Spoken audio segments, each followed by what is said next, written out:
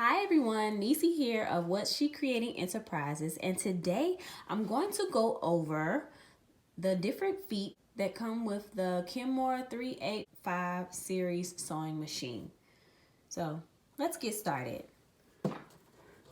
This foot is the H foot, or letter H, but it's called the straight stitch foot, and you use this when doing straight stitching.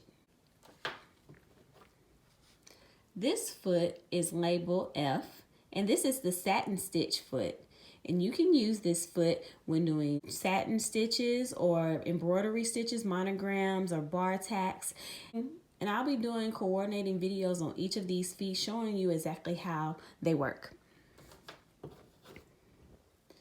This foot, which is labeled G, is called the blind hem foot, and you use this when doing blind hems on skirts and different things to kind of tack your garments or whatever you're doing into place. E is the zipper foot, and I know mine is a little dirty, but we use this when installing zippers.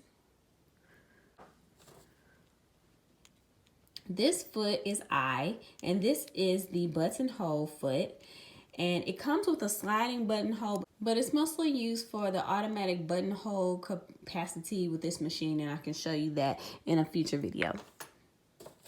This is the sliding buttonhole foot, and I don't see a number on this one, but it looks like this, and it goes up and down. You put your presser foot right here, and it has the little measurements on the side that will tell you the size button that's needed. So this is the sliding buttonhole foot. This piece right here is the quilter, so you'll use this when quilting. And last but not least is the foot that I always use on my machine, the A foot, or the zigzag foot. So I use this for all types of things like straight stitches or straight stitching, as well as zigzags and making mini buttonholes. So this is the zigzag foot. All right, well, thank you for watching my tutorial, and hope it helped you with your sewing journey. Don't forget to subscribe to our page and leave us comments and video ideas.